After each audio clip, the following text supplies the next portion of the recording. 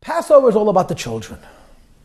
In the biblical texts, we read of the 4 sons. It's actually in the biblical text. 4 sons are recorded in the Chumash in several different places, in Genesis and then in Deuteronomy, that we speak to 4 sons. The wise son and what we call the wicked son, and the simple son and the son who has no voice.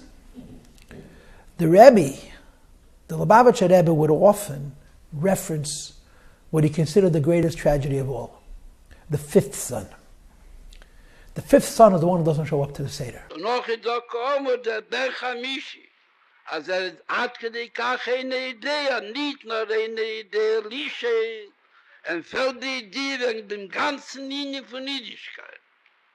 The wicked son, in all of his, quote, wickedness, is a member of the family. He comes and he sits and he agitates, and he makes trouble.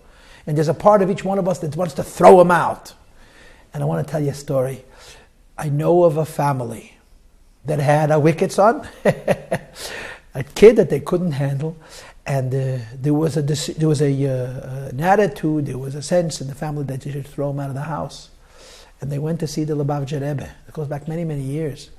And what the Rebbe said at the time, he said to them, if you throw him out of your home, you're going to spend your entire life looking for him. And you'll never forgive yourself for throwing him out. So the wicked son, in all of his wickedness, is sitting at the Seder. And then there's a son who's walked out. He's just completely apathetic. He's not showing up. He's not even without questions or words. He's just not present. And the Rebbe always said and says and underscores and emphasizes and passionately pleads to find the 5th son and bring him to the Passover Seder. And to appreciate that we become more whole. We, the parents of the 4 sons sitting at the Seder, including the wise son, when that 5th disengaged child joins us, and he sits there apathetically and indifferently, but he's a member of our family. Judaism is not only a faith, it's a family. And it's impossible to separate the family from the faith, and it's impossible to separate the faith from the family. And bringing in the disenfranchised, the child who's not present, is of incredible importance. There is a story, which is, I believe, quite familiar, that there was an initiative made by various Jewish organizations after the war that at the Passover Seder, every family should have an empty seat. And the argument was that they should have this empty seat to represent the children of the Holocaust, hundreds of thousands of Yiddish Kinderach who never grew up, never bore fruit, never left anything to live beyond them on this earth. Tragically so.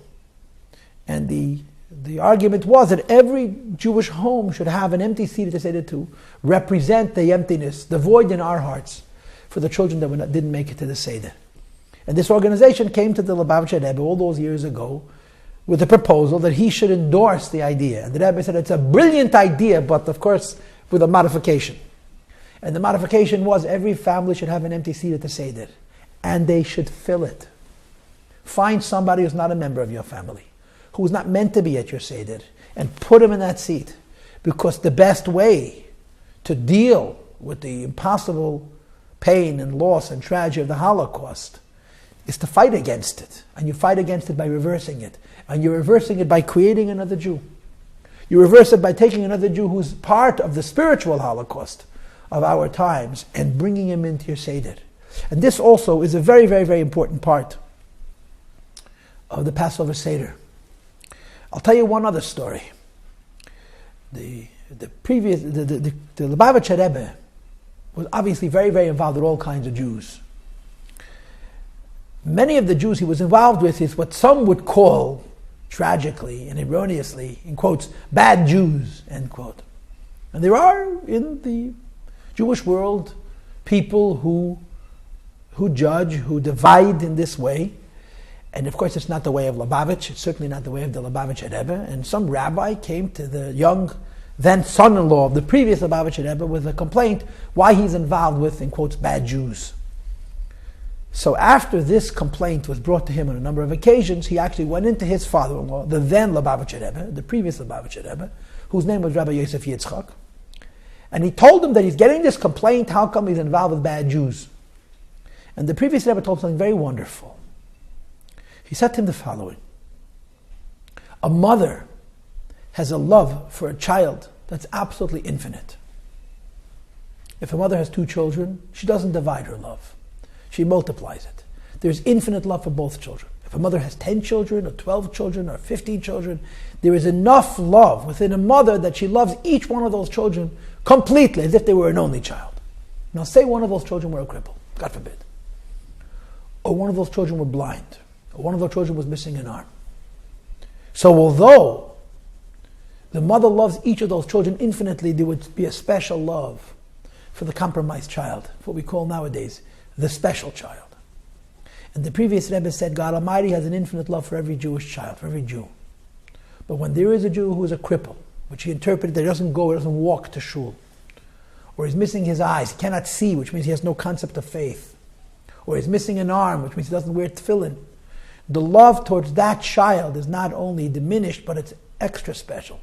It's even more. And this is all part of the spirit of the Passover Seder.